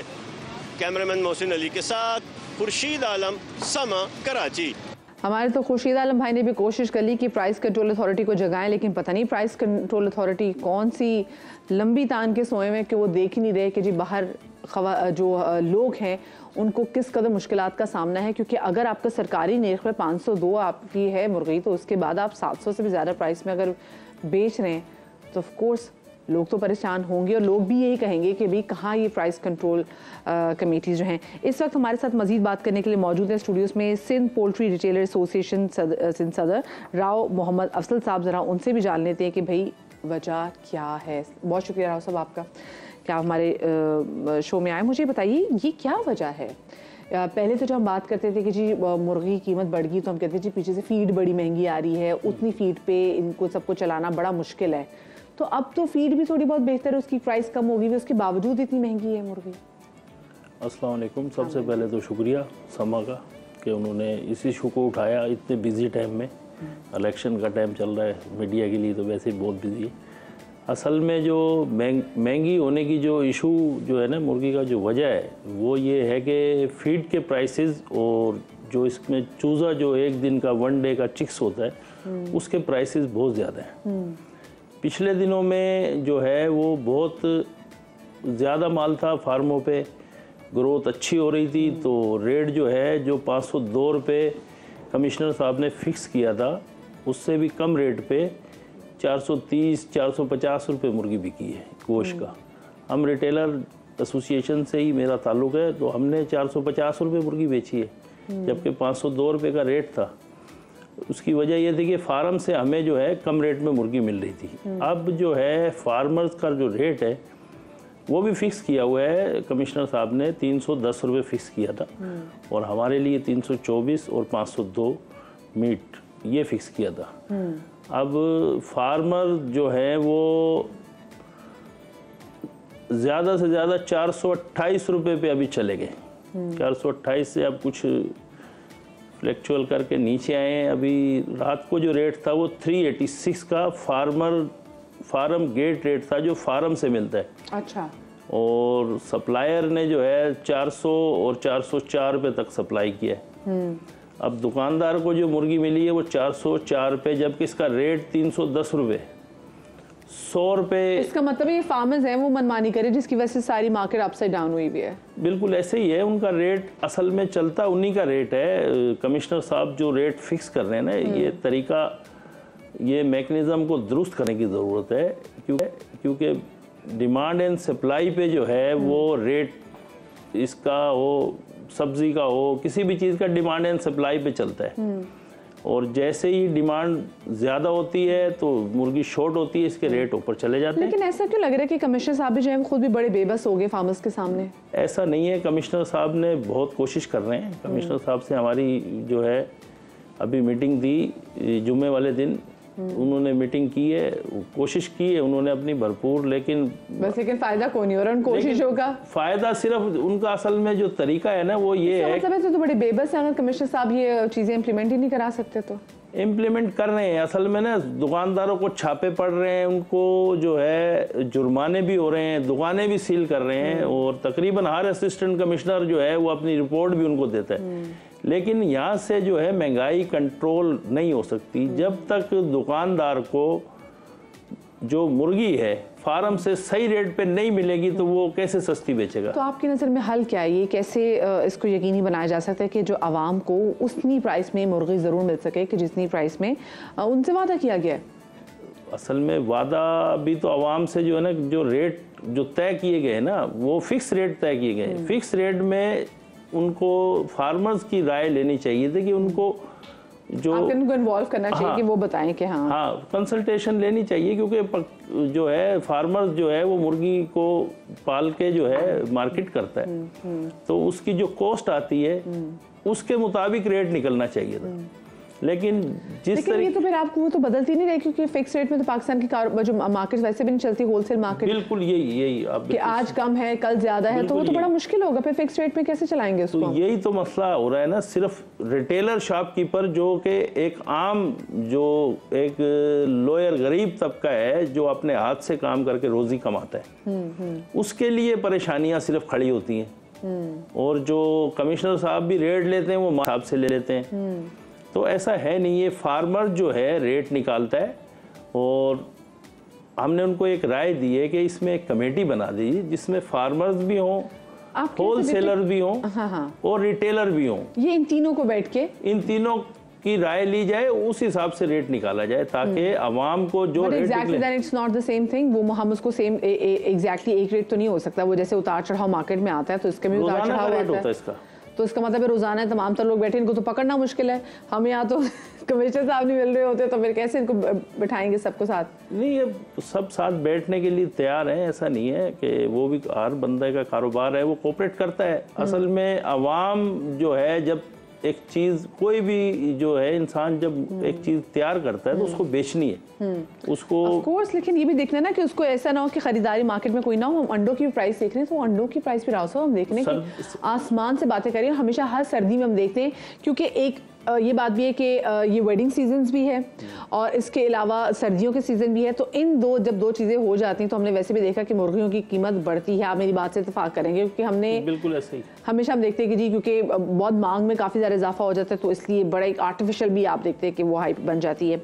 अंडे लेकिन जो है उसकी भी बड़ी इतना महंगा हो गया है कि गरीब बंदा तो अंडा ही नहीं खा सकता। सर्दियों में जो है अंडे की तलब बहुत ज़्यादा बढ़ जाती है, और अंडे हासिल करने के लिए उसको पहले से ही मुर्गी जो है वो प्रिपेयर करनी होती है। हाँ प्रिपेयर करेंगे तो आएंगे ना। अब वो जब शॉर्ट होती है मुर्गी तो अंडा भी शॉर्ट होता है, तलब बढ़ जाती है, उसका रेट बढ़ जाता है। सिर्फ यही वजह है। अच्छा, कोई तनाज़ा चलता रहेगा या फिर आपको हल भी इसका कुछ होता हुआ दिखाई दे रहा है? इंशाल्लाह कमिश्नर साहब ने वादा किया है कि आज फार्मर से मीटिंग करके और इसका जो है ना रेट निकाल देंगे। लेकिन असल जो इशू है ना फार्मर्स के साथ भी जो उनको कॉस्ट महंगी पड़ रही है, उसकी वजह यही है कि जो फीड है इसमें जितने भी अज़ा हैं, प्रोटीन है, जो भी उसमें अज़ा, मकई है, हर चीज़ के रेट जो है वो 200% कम हो चुके हैं, लेकिन फीड का रेट वही है। ये बड़ी जनाब गौरतलब बात है कि ये फीड का जो रेट है वो कम क्यों नहीं हो रहा है। ये कौन सी ऐसी माफिया जो कि फीड का रेट कम नहीं होने दे रही और अपना मुनाफा जो है वो कई ज़्यादा बढ़ाई जा रही है? इस पर ध्यान देने की बहुत ज़्यादा ज़रूरत है। बहुत शुक्रिया जी, राव साहब हमारे साथ मौजूद है और बड़ी अहम हवाले से उन्होंने बात की कि जी देखिए जो फीड है वो बन भी पाकिस्तान में दी। पहले तो कहते थे जी कि जी सोयाबीन आनी है, जी इम्पोर्ट पर पाबंदी लगी है, सोयाबीन देना था वो नहीं आ रहा, तो उसके बाद जो यहाँ दूसरी फीड आ रही है वो महंगी है। अब तो ऐसी कोई चीज़ भी नहीं हो रही। फिर भी जो है ज़्यादा से ज़्यादा 25 लोग हैं, लेकिन है सब बड़े लोग। वो ताकतवर लोग हैं, उन पे इन 25 लोगों को जनाब हमें सिस्टम में लेके आने की ज़रूरत है कि ज़रा इनसे पूछें कि भाई ऐसा क्या मसला है कि इन 25 लोगों की वजह से तकरीबन 25 करोड़ के करीब की जो आबादी है वो सफ़र कर रही है। खैर जी, आगे बढ़ते मुल्क की मैशत के हवाले से बात करते हैं। पाकिस्तान उन ममालिक में शामिल है जिसकी मैशत कई दिहाइयों गुजरने के बावजूद भी कर्ज़ों के बेसाखियों पर चली हुई है। हमारे हुक्मरान आज भी आलमी मालियाती इदारे IMF और दोस्त ममालिक से कर्ज लेने के लिए उनके दरवाज़ों पर खड़े हो जाते हैं। निगरान हुकूमत भी धड़ाधड़ कर्ज ले रही है। स्टेट बैंक ऑफ पाकिस्तान के डेटा के मुताबिक हालिया 6 महीनों में मुकामी बैंकों से हुकूमत का कर्जा नई बुलंदियों पर पहुंच गया है। हुकूमत का कर्जा 3.12 जो है ना ट्रिलियन रुपए तक पहुंच गया है, जबकि गुज़िश्ता साल इसी मुद्दत में 1.05 ट्रिलियन रुपए का कर्जा लिया गया था। ये गुज़िश्ता साल के मुकाबले में 197% ज़्यादा इजाफा है। और कर्जे देने वाला इदारा IMF कर्ज तो दे देता है लेकिन अपनी शराइत भी मनवाता है, अपनी शराइत देता है और ऐसी सख्त शर्तें और पाबंदियां मकरूज ममालिक पर आयद करता है कि जिसका खमियाजा अवाम को भुगतना पड़ता है। मईशत कर्जों के दबाव में रहती है और इसके इस्तेहकाम के आगे एक बड़ा सवालिया निशान लगा रहता है। इस पर बात करने के लिए हमारे साथ मौजूद हैं माहिर मईशत खुरम शहजाद। उनको शामिल गुफ्तगू करेंगे। अस्सलाम वालेकुम Khurram, very good morning. Khurram, ये मुझे बताइएगा, ये पाकिस्तान पे इतना कर्ज क्यों चढ़ गया है? सबसे पहले तो जी बहुत शुक्रिया, गुड मॉर्निंग मदिया। देखें, कर्जा तो काफ़ी अरसे से हमें जो है तंग कर रहा है और अब ये हालत हो गई है कि अगर हमने कर्जे के बारे में कुछ नहीं किया तो ये वो कहते हैं ना, कर्जा लेने का मतलब ये होता है अपने फ्यूचर को दाव पे लगा देना।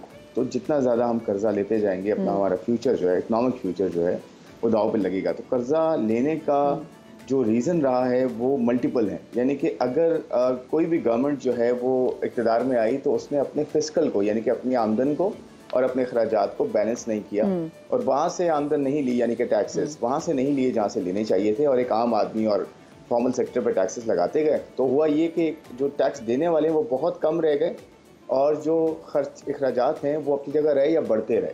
तो इवेंचुअली ये हुआ कि कहीं से पूरा नहीं हो रहा था टैक्स, तो कर्ज़ों से पूरा किया, और कर्जे जब अब जो है वो इतने ज़्यादा हो गए कि हम शुक्र है बच गए। जून तक हम जो है डिफ़ॉल्ट के दाने पे आ गए थे, लेकिन अब प्रॉब्लम दोबारा जो है वो शुरू हो रही है आहिस्ता आहिस्ता कि अब जो है अगर हमने कर्ज़ों के बारे में ठीक कुछ ना किया, यानी कि या तो कर्ज़ों को कम ना किया या कर्ज़ों के बारे में बात ना की अब जिनसे हम कर्जा लेते हैं उनके साथ, तो होगा ये कि इवेंचुअली हमारे ये जो जून आ रहा है इस साल का एंड, इसमें भी हमें तकरीबन कुछ से बैरूनी कर्ज़ों की बात करें वापसी की तो तकरीबन $7 अरब तो हमने इनको देने हैं जो बैरूनी हमारे क्रेडिटर्स होते हैं। फिर उसके बाद अगले तो मुझे बताएं खुरम, ये जो धड़ाधड़ जो हमारी हुकूमत भी है, निगरान हुकूमत, वो जो कर्ज ले रही है, तो वो ये नहीं सोची कि अच्छा जी कर्ज ले तो रहे हैं हम और उसके बाद हम कह रहे हैं कि जी मईशत के लिए अच्छी खबरें आ रही हैं, चीज़ें सस्ती हो जाएंगी, ये हो जाएगा वो हो जाएगा। तो ये जो कर्जा हम ले जा रहे हैं, ऑफकोर्स वो कर्जे हंसना तो नहीं दे रहे हैं, कर्जा तो वापस भी लेना है। तो ये नहीं हम सोच रहे कि हमने वापस कैसे देना है, क्योंकि ऑफकोर्स यही अवाम जो चक्की में पिस रही है, इसको तो और पीस दिया जाएगा कल। बिल्कुल, देखें ये अगर सोच होती किसी भी गवर्नमेंट की जो भी इक़्तिदार में आता है तो आज हमारे इतने कर्जे ही ना होते। तो होता ये कि हम शायद वो 2-3 साल जो भी गवर्नमेंट रहती है, 4 साल 5 साल, तो वो ये सोचती है कि जी मैं जितना टाइम हूँ उस टाइम पे कर्जा लेके ग्रोथ दिखा दूँ और बस मोटे मोटे नंबर्स दिखा दूँ और उसके बाद जो है फिर मुझे पता नहीं मैं आऊँ या ना आऊँ इक़्तिदार में। ये भी बड़ा प्रॉब्लम है। तो आपको पता है पॉलिसी जो पॉलिटिकल स्टेबिलिटी है या जो रूल है जो भी इक़्तिदार में आता है उसकी कंटिन्यूटी बड़ी इंपॉर्टेंट है, ताकि उसको ये आइडिया हो कि अगर मैंने इस 5 साल में कुछ ना किया तो अगले 5 साल मेरा मौका तो बनता है लेकिन मुझे ये मौका नहीं मिलेगा दोबारा से। तो ये एक अकाउंटेबिलिटी का एक नेचुरल प्रोसेस होना चाहिए जो वोट के थ्रू हो। तो मैं दोबारा आऊँगा उस पॉइंट पे कि हमारे पास 4 बड़े इश्यूज़ हैं मदिया, मैं जल्दी से उसको पॉइंट करता हूँ। एक तो कर्जा सबसे बड़ा मसला है। कर्जा अगर हमने वापस ना किया या कर्जा हम धड़ाधड़ लेते रहे और टैक्स वहाँ से ना लिया जहाँ से लेना है, तो ये मिसमैच जो है ना हमें ये इकोनॉमिकली जो है बहुत वीक कर देगा, ऑलरेडी कर चुका है। सेकेंडली हमारा एनर्जी का बड़ा प्रॉब्लम है। तीसरा बड़े टैक्सेस बहुत ज़्यादा है हमारे यहाँ। तो ये 3-4 प्रॉब्लम्स और फिर SOEs जिसे कहते हैं ना हम, पब्लिक सेक्टर एंटिटीज़, ये 4 प्रॉब्लम्स को हम हैंडल कर लें तो आप at least short to medium term में बेहतरी की तरफ जा सकते हैं, जो कि हम जा सकते हैं। और एक विल चाहिए, एक स्ट्रॉन्ग टीम चाहिए और इम्प्लीमेंटेशन स्ट्रैटेजी चाहिए जो भी हुकूमत में आता है। मुझे प्रॉब्लम सी भी हो रहा है कि जो भी इस वक्त पार्टीज हैं जो कैंपेन्स कर रही हैं, मुझे उनके मंशूर में ये नजर नहीं आ रहा कि डेप्थ ऑफ द प्रॉब्लम कितनी ज्यादा है और उसे हैंडल करने का कोई प्लान नजर नहीं आ रहा। वो बहुत इंपॉर्टेंट है, बिजनेस एज यूजुअल नहीं हो सकता। खुरम, हम सब देख रहे हैं कि सब वादे तो बहुत कर रहे हैं, वही बात जैसे पाकिस्तान तहरीक इंसाफ की हुकूमत ने बात की थी, हम इतनी जो करोड़ नौकरियां देंगे, हम इतने लाख घर बनाएंगे, लेकिन वो बनेंगे कैसे ये किसी ने नहीं बताया था। अभी भी ये बात जरूर करें कि जी आपकी तनख्वाहें डबल कर देंगे। भाई कैसे डबल करेंगे? जो तरक्याती मंसूबों के वाले से बात करें वो इतने कैसे आप करेंगे जब आपके पास पॉकेट कैपिटल ही नहीं है, तो चीज़ें कैसे होंगी? तो अभी किसी के भी मंशूर में आपको ये नजर आया कि अच्छा जी हमने कर्जे वापस करने के लिए करना क्या है, हमने एक्सपोर्ट कैसे बढ़ानी है, हमने और कैसे कैसे जो है अपने वसाइल जो वो जनरेट करने, कहीं आपने ये चीज़ रीड की है किसी के भी मंशूर में? मैं यही तो कह रहा हूँ कि मुझे ये नज़र नहीं आ रहा, ये मुझे कंसर्न ज़्यादा है, क्योंकि प्रॉब्लम ये नहीं है कि हल नहीं है इशू का, हल हर प्रॉब्लम का होता है, उसकी सिर्फ स्ट्रैटेजी होती है किस तरह से उसे हल किया जाए। हल मौजूद हैं, हम सारे बात करते आए हैं, हम बहुत अच्छे यहाँ पे इंडिविजुअल्स भी हैं, टीम्स भी हैं, लोग भी हैं जो कि हल कर सकते हैं चीज़ों को, लेकिन प्रॉब्लम यही है मदिया कि आप एटलीस्ट इंटेंशन तो शो करें कि हाँ प्रॉब्लम है। देखिए सबसे बड़ी बात, प्रॉब्लम को रिजॉल्व करने का पहला स्टेप ये होता है कि रिकग्नाइज करना कि प्रॉब्लम है। जब आप ये रियलाइज ही नहीं कर रहे और आप सिर्फ ये कह रहे हैं कि जी हम मुफ्त में चीज़ें देते रहेंगे, ये ड्रग्स हैं कि जी आपको मुफ्त बिजली मिल जाएगी, मुफ्त पेट्रोल मिल जाएगा, यही तो पॉलिटिकल कमोडिटीज़ हैं जिनको नैरेटिव में अब यूज़ नहीं करना चाहिए। अब ये वक्त नहीं है कि आप इनको पॉलिटिकल कमोडिटीज़ बना लें कि बिजली में सस्ती कर देंगे, गैस सस्ती कर देंगे, टैक्सेस कम कर देंगे और आपकी जो है ना इस तरह की चीज़ें पेट्रोल सस्ता कर देंगे, तो ये नहीं होना चाहिए। तो मेरे ख्याल में हमें थोड़ा सा अपना ब्रॉडर सोचना पड़ेगा, बड़ा सोचना पड़ेगा और थोड़ा सा हमें चेंज करना पड़ेगा अपना ट्रैक कि जी अब हमें यहाँ से महंगाई को कम करना है, शरह सूद को आहिस्ता आहिस्ता नीचे लेकर आना है और IMF के अंदर रहते हुए 4 चीज़ें करनी है। कर्जों की अदायगियाँ किस तरह से करनी है, उसको रीस्ट्रक्चर करना है, रीप्रोफाइल करना है, यानी कि उसकी मुद्दत को बढ़ा देना है ताकि हमारे पास एक रूम मिल जाए रीपे करने का। टैक्सेस को कम करना है, एनर्जी को ठीक करना है और जो पब्लिक सेक्टर एंटिटीज है इनको आहिस्ता आहिस्ता जान छुड़ानी है। आप ये 4 चीज़ें कर लें तो आपकी बहुत सारी चीज़ें बेहतर हो सकती हैं। चलिए, बहुत शुक्रिया जी। खुरम शहजाद साहब हमारे साथ मौजूद है। मुझे छोटी सी ब्रेक लेनी, ब्रेक के बाद मिलते हैं।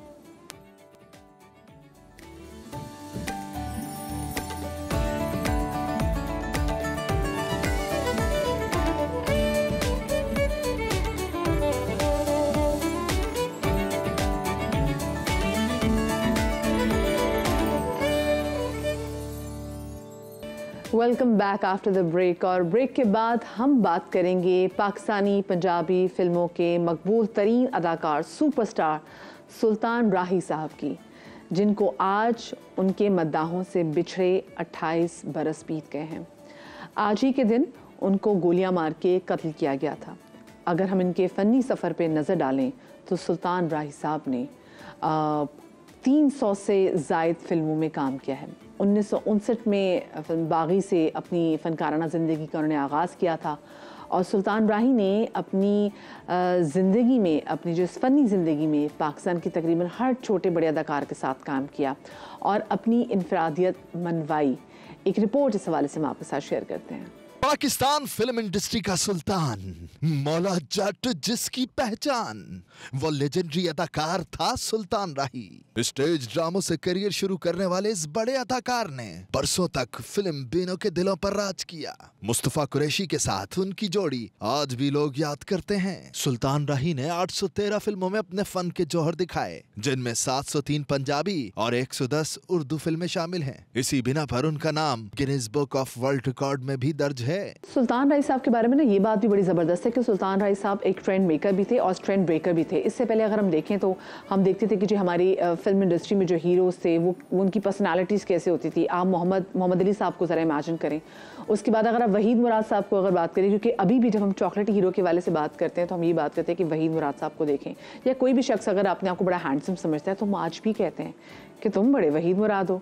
और ऐसे एरा में आकर ख़ुद को मनवाना और उसके बाद कई फिल्में करना और एक राज करना, ये बहुत बड़ी बात थी जो कि सुल्तान राही साहब के क्रेडिट में जाती है। अब हम ज़रा एक स्मगलिंग के वाले से बात करते हैं और ये ऐसी स्मगलिंग है कि सुन के ना आपको बड़ा क्रिंज से आ जाएगा। ये मसला जनाब सिर्फ पाकिस्तान में नहीं है, स्मगलिंग दुनिया भर के मसलों में कहीं ना कहीं आ जाती है और दूसरे ममालिक में भी ऐसी चीज़ें हम देखते हैं। ऑस्ट्रेलिया से हांगकॉन्ग छिपकलियाँ स्मगल करने वाला गिरोह पकड़ा गया है। पुलिस ने पकड़ा है जनाब इस गिरोह को और बताया जा रहा है कि इन छिपकलियों की मार्केट वैल्यू जो है वो 12 लाख ऑस्ट्रेलियाई डॉलर बनती है। सो इमेजिन आप इन छिपकलियों को देख लें। गॉड नोज वो इन छिपकलियों को क्यों स्मगल कर रहे थे, बस स्मगल कर रहे थे और इनकी मालियत भी काफ़ी ज़्यादा है। और आप देख सकते हैं मतलब ये वो चीज़ है जो कि वही वाला ना कि नहीं देखी जाती है और अगले इसकी स्मगलिंग कर रहे थे तो बड़ी बात है। खैर जी, यूरोपीय ममालिक की अगर बात करें तो यूरोपीय मुल्क बुल्गारिया की खानों और खाने के मराकज़ की रेट कंपनी ने हाल ही में दुनिया के 100 नापसंदीदा तरीन खानों की एक लिस्ट जारी कर दी है। पाकिस्तान समेत भारत, बांग्लादेश, अफगानिस्तान जैसे ममालिक में भी शौक से बनाए जाने वाले आलू बैंगन के सालन को इसमें नापसंदीदा खानों की फहरिस्त में 60वें नंबर पे रखा गया है। नो वंडर मेरे ख्याल से जिन्होंने ये लिस्ट बनाई होगी शायद उन तक मेरे बचपन के नाले जो है वो पहुंचोगे। नाला कहते हैं, फरियाद उसको कहते हैं, क्योंकि I used to hate it जब मेरे घर में भी आलू बैंगन पकते थे, वो भी चावल के साथ। खैर हर बंदे पे डिपेंड करता है, कोई रोटी के साथ पसंद करता है, कोई चावल के साथ पसंद करता है, लेकिन बात यह है कि इसको लोग पसंद नहीं करते। तो जब ये बनाए प्लीज़ अपने घर में बाकी लोगों से पूछें, उनको एतमाद में लें कि क्या उन्होंने आलू बैंगन खाने हैं या नहीं। Very unlike my mother. एक छोटी सी ब्रेक के बाद मिलते हैं।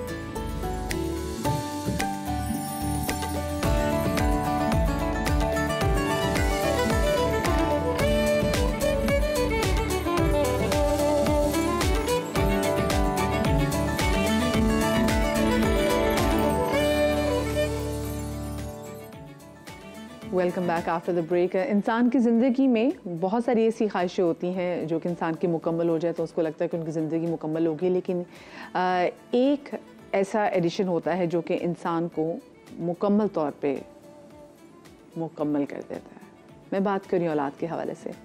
औलाद का ज़िंदगी में होना इससे बड़ी और कोई ब्लेसिंग नहीं होती। ज़िंदगी में बहुत सारी अचीवमेंट्स के बावजूद जब आपकी गोद में आपका छोटा सा बच्चा आता है तो आपको लगता है कि ज़िंदगी का बस यही हासिल है।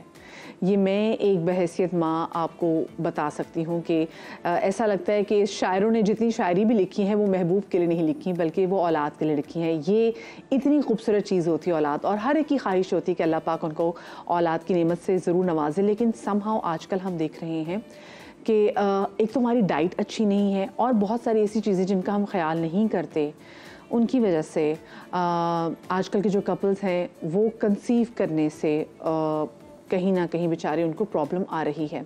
जहाँ पर कंसीव कर लेते हैं तो कहीं ना कहीं लड़की की हेल्थ की वजह से मिसकैरेजेस हो सकते हैं और होते हैं।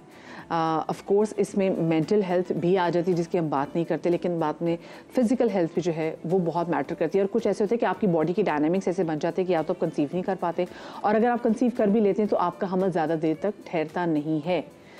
क्या वजह है, इस हवाले से बात करेंगे। हमारे साथ स्टूडियोज़ में मौजूद हैं गायनेकोलॉजिस्ट डॉक्टर सलवा नदीम, उनको शामिल गुफ्तगू करेंगे। अस्सलाम वालेकुम डॉक्टर साहिबा, कैसी हैं आप? ठीक है, मैं ठीक हूँ, बिल्कुल बढ़िया। आप कैसी हैं? बिल्कुल ठीक। डॉक्टर साहिबा, सबसे पहले तो ये बताएं कि क्योंकि देखिए आज हमने 3 चीज़ों के हवाले से बात करनी है, एंड आई एम श्योर कि जितने लोग हमें देख रहे होंगे इसमें लड़के भी ज़रूर देखें, क्योंकि आज हम एक तो कंसेप्शन के मसाइल, फिर उसके बाद मिसकैरेजेस पे ज़रूर बात करेंगे, और फाइब्रॉइड्स इस पर भी बात करेंगे जिसको हम बिल्कुल इग्नोर कर देते हैं। डॉक्टर साहिबा, क्या मसले हैं आजकल की हमारी लड़कियां इतनी से कहते हैं ना फर्टाइल क्यों नहीं रही, कंसेप्शन में इतने प्रॉब्लम्स क्यों हैं?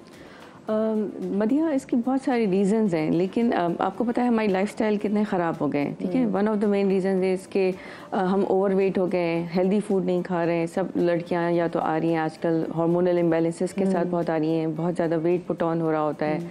एंड देन अगर कुछ लड़कियां जैसे करियर फोकस्ड भी हो जाती हैं कि वो आप अपनी पढ़ाई में, देन जॉब्स एंड करियर में इतना लग जाते हैं कि आप चाइल्ड बेयरिंग जो है वो डिले कर देते हैं, तो फिर एज की वजह से भी ये फैक्टर आ जाता है। फिर हमारे यहाँ जैसे शुगर, ब्लड प्रेशर, थायराइड, ये अब बीमारियाँ बहुत ज़्यादा हो गई हैं। तो अगर आपके अंदर ये चीज़ें आना शुरू हो जाएं तो ऑब्वियसली फिर आपका मिसकैरेजेस का और प्रेगनेंसी होने का ये सारा चीज़ें ख़राब हो जाती हैं सिस्टम। इसलिए, और दूसरा डाइट, हमें नहीं पता हम आजकल क्या खा रहे हैं, इतनी चीज़ों में मिलावट है, इतनी हर चीज़ में टॉक्सिन्स मिले हुए हैं, रेडिएशंस हैं, तो ये सब मिला के सारे फैक्टर्स। और तो डॉक्टर साहब, सिर्फ ये हम लड़की को नहीं कहते कि जो लड़कियां फर्टाइल नहीं है, हमारे लड़कों के साथ भी एग्जैक्टली सेम यही प्रॉब्लम है, तो इनका भी एग्जैक्टली डाइट का ही फैक्टर है। डाइट होती है लड़कों में, स्मोकिंग होती है, ठीक है, अल्कोहल का इंटेक है, कुछ दवाइयाँ हैं, और इसी तरह फिर उसमें आ जाता है कि अगर मर्दों में भी कोई बीमारियाँ हैं, ब्लड प्रेशर है या कोई ऐसी दवाइयाँ खा रहे हैं जो उनकी जो है वो सीमेन में काउंट्स को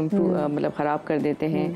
तो ये सारे फैक्टर्स हैं, पान, गुटखा, तंबाकू, ये सब चीज़ें जो हैं, और जो केमिकल एक्सपोजर्स होते हैं ना, जैसे आप बहुत ज़्यादा किसी पोल्यूशन वाली जगह पे बैठे हुए हैं, तो ये चीज़ें सब अफेक्ट करते हैं आपके सीमेन काउंट को। तो ये मर्दों में ये रीजंस हो सकते हैं। इसके अलावा उनको कोई अगर फिजिकल कोई इशू है तो वो भी हो सकता है, वो भी सारा मैटर करता है। अच्छा मुझे पता है मिसकैरेजेस जो कि एक लड़की के लिए बहुत तकलीफ से होता है, वो क्यों होता है? आजकल हम इतने मिसकैरेजेस क्यों देख रहे हैं? मिसकैरेजेस देखो 20 to 40% तकरीबन इंसिडेंस होता है कि पहला मिसकैरेज तो रैंडम भी हो सकता है, और 80% ऑफ द टाइम पता ही नहीं था। बहुत दफ़ा तो लड़कियों को पता ही नहीं होता, ओवरड्यू होते हैं, देन ब्लीडिंग शुरू हो जाती है, कहीं डॉक्टर के पास चले गए तो पता चलता है कि जी अल्ट्रासाउंड हुआ या ब्लड टेस्ट हुआ कि आप प्रेग्नेंट थे, वरना तो पता भी नहीं चलता। रूटीन माहवारी थी। जी बिल्कुल। So most of the time जो 80% मिसकैरेजेस होते हैं उनका रीज़न ही नहीं पता होता। अगर होता है तो ज़्यादातर जो है आपका वो होता है क्रोमोसोमल प्रॉब्लम्स, कि कोई जब प्रेगनेंसी ठहरी तो माँ और बाप के जो मौरूसी जो होते हैं वो सेल्स वापस में मिले, तो उसमें कोई अबनॉर्मलिटी हो गई। तो अल्लाह ताला ने वो निज़ाम बनाया कि वो प्रेगनेंसी शुरू में खुद ही ज़ाया हो जाए, बजाय इसके कि आगे चल के कोई प्रॉब्लम्स हो। तो 80% ये रीज़न, 20% बाकी और रीज़न, जैसे मैंने बताया कि आप अगर स्मोकिंग कर रहे हैं, आपका वेट, आपका BMI बहुत ज़्यादा है वज़न, या आपका बहुत कम वज़न है, ये रीज़न हो सकता है। कोई अल्कोहल, कोई दवाइयाँ हैं, जैसे कुछ लोग एपिलेप्सी की दवाइयाँ खाते हैं जिनको फिट्स वगैरह होते हैं, उनको रिस्क होता है मिसकैरेजेस का। जो लड़कियां बहुत ज़्यादा ओवर एक्सर्ट भी खुद को करती हैं, घर में कामकाज भी बहुत ज़्यादा करती हैं, क्या उसकी वजह से भी मिसकैरेजेस के चांस? एक्सर्शन से इतना नहीं होता, स्ट्रेस, एक्सर्शन, इनसे इतना रोल नहीं। इस तरह तो हमारे यहाँ गाँव में, खेतों में, देहातों में कितना लोग काम करते हैं, फिजिकल काम भी करते हैं ना, सो ये चीज़ें इतना रोल नहीं प्ले करती हैं। लेकिन जैसे मैंने कहा कि आपकी अगर अंदर शुगर है, आपको ब्लड प्रेशर है, आपको PCOS है, या आपको थायराइड का कोई प्रॉब्लम है, तो ये आपके रिस्क फैक्टर्स ज़्यादा हैं एज कम्पेयर टू। मैं चाहूँगी डॉक्टर साहब आप मेरे साथ ज़रा यहाँ पर मौजूद रहें। मुझे एक छोटी सी ब्रेक लेनी है, क्योंकि देखिए मैंने इम्पैक्ट के वाले से बात करनी है कि मिसकैरेज का इम्पैक्ट कैसा होता है, और क्विकली बात करना चाहेंगे कि उससे एक माँ को कैसे निकाला जा सकता है जो कि माँ नहीं बन सकी। छोटी सी ब्रेक के बाद मिलते, कहीं मजा आएगा।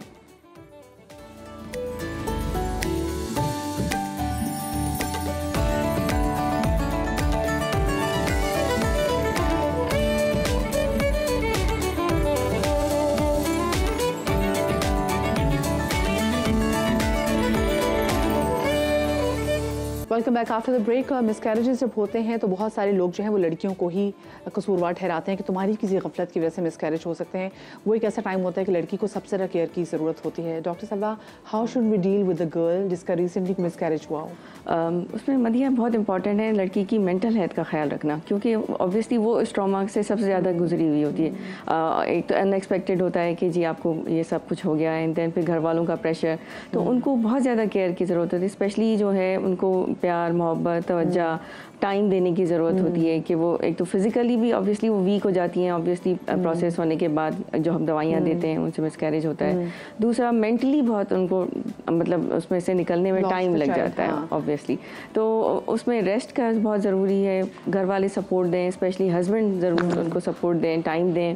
और नेक्स्ट प्रेगनेंसी के लिए फिर हम कहते हैं कि जी आप पहले से प्लान करें, वक्फा होना चाहिए कम से कम 2 से 3, आपकी सेहत नॉर्मल हो जाए। एक दूसरे का ब्लड ग्रुप भी देख लें कि ब्लड ग्रुप क्या है। बिल्कुल, आपके टेस्ट, अगर ब्लड ग्रुप का टेस्ट है, अगर आप फोलिक एसिड नहीं खा रहे थे तो वो नेक्स्ट टाइम खाएं, तो इससे आपका मिसकैरेज का रिस्क कम हो जाता है। अगर आपकी कोई बीमारी है तो आप उसको बेसलाइन ठीक कर लें, शुगर, ब्लड प्रेशर, ये चीज़ें ठीक कर लें। अगर स्मोकिंग करते हैं तो वो थोड़ा कम कर दें या बंद कर दें, बेहतर है। तो और वॉक, डेली हेल्दी लाइफ आपने गुजारना ज़रूरी है, उसमें वॉक, एक्सरसाइज, ताकि आपकी सेहत सही रहेगी तो आप कंसीव करने में आपको आसानी भी होगी ऑब्वियसली, एंड देन फिर मिसकैरेज का रिस्क भी कम हो जाएगा। बहुत शुक्रिया जी। डॉक्टर सलवा नदीम साहब हमारे साथ मौजूद थे। फाइब्रॉइड पे इंशाल्लाह आने वाले दिनों में डॉक्टर सलवा को अभी से कमिट करें, और डॉक्टर सलवा इंशाल्लाह हमारे साथ मौजूद हैं, क्योंकि फाइब्रॉइड का मसला लड़कियों में बहुत ज़्यादा होता चला जा रहा है और हम बिल्कुल इसको इग्नोर कर रहे हैं, जो कि हमें नहीं करना चाहिए। हम इसके वाले से बात करेंगे, लेकिन मुझे जाने से पहले एक लत के वाले से बात करें जो कि मुझे भी है और आप बहुत सारे लोगों को जो हमें देख रहे हैं उनको भी है। और तकरीबन 2018 में एक सर्वे कंडक्ट किया गया था जिसमें बताया गया था तकरीबन 50% जो लोग हैं ना उनको लत लगी अपने सोशल मीडिया की। आप देखें सुबह उठते साथ ही सबसे पहले जो चीज़ चेक करते हैं वो हमारा फ़ोन होता है। नमाज पढ़ने के बाद भी सबसे पहले जो हम पहले वो, और उलमा कराम तो बड़ी ज़बरदस्ती फ़नी बात करते हैं ना कि हम तो नमाज पढ़ने के फ़ौरी बाद मोबाइल ऐसे देखते हैं जिससे कबूलियत का मैसेज आ गया होगा। सो मैं इतनी एडिक्शन है अपने इस सोशल मीडिया की कि जैसे, और मुझे भी है, मैं भी कहूँगी कि मैं भी उनमें कहीं ना कहीं मैं भी आ जाती हूँ। तो ये क्यों है? डॉक्टर मलिहा नाज हमारे साथ मौजूद है, उनसे जान लेते हैं। अस्सलाम वालेकुम डॉक्टर मलिहा, वेलकम टू सुबह का समा। Thank you so much. Doctor Maliha, what is wrong with us? हम क्यों इतने एडिक्टेड हैं अपने फ़ोन को लेके? देखिए फ़ोन जो है, अभी अगर एडिक्शन इज़ देयर, ठीक है, सोशल मीडिया एडिक्शन एक चीज़ है, और अगर ब्रॉडर टर्म में देखें तो सेल फोन एडिक्शन। तो बात ये है कि देखिए सेल फोन एक तरह से हमारे लिए ब्लेसिंग भी है, लेकिन जब भी हम किसी भी ब्लेसिंग को बहुत ज़्यादा कंपल्सिवली यूज़ करने लगते हैं तो हम उसी ब्लेसिंग को अपनी सफरिंग में तब्दील कर देते हैं। तो यही सेल फोन के साथ है। और सबसे इम्पॉर्टेंट बात है, देखिए मल्टी बिलियन डॉलर्स जो है स्पेंड करके सेल फोन को इस तरह से डिज़ाइन किया जाता है कि जिसमें बहुत ज़्यादा चांसेस होते हैं कि हम इससे एडिक्ट हो जाएं। जिस तरह से कैसीनोज में जो स्लॉट मशीन्स के पैटर्न के ऊपर सेल फोन डिज़ाइन हुआ वो होता है, तो it works on that process, ठीक है।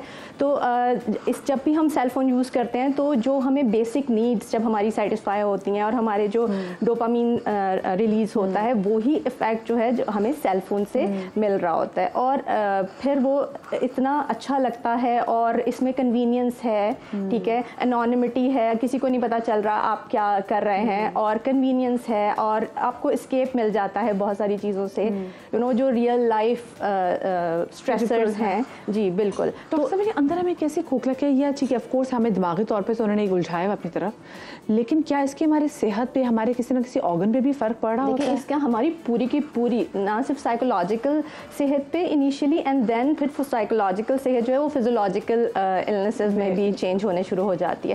क्योंकि देखिए इसका रूट एक तो ये है कि एस्केपिज्म है, राइट, कोई एम्प्टीनेस है, कोई ट्रिगर्स हैं, कोई ऐसे प्रॉब्लम है जिससे हम भाग रहे हैं, ठीक है, और फिर एक वक्त आता है कि हम एडिक्ट हो गए और ये हमारी हैबिट बन गई।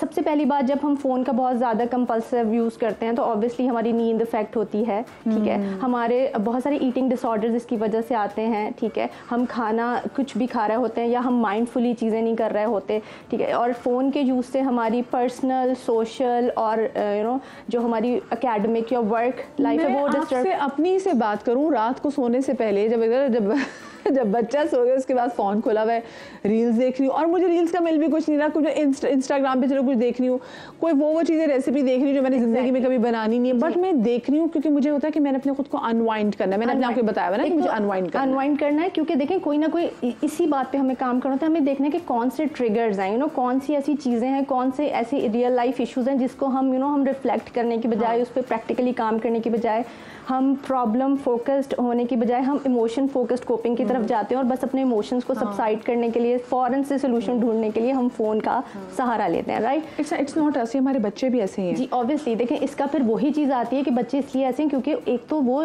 We are the role models, ठीक है, वो देख रहे हैं और वो चीज़ें फॉलो कर रहे हैं। सेकेंड, हमने उनको, क्योंकि हमें भी तो जब बच्चे ने फ़ोन यूज़ किया तो टाइम मिल गया, आपको थोड़ा अपने लिए टाइम मिल गया, तो बच्चे जो है, और फिर हम तो बहुत बाद बड़े हो के थोड़ा सा हमें फ़ोन मिले और हम एडिक्शन की तरफ जाने शुरू हुए।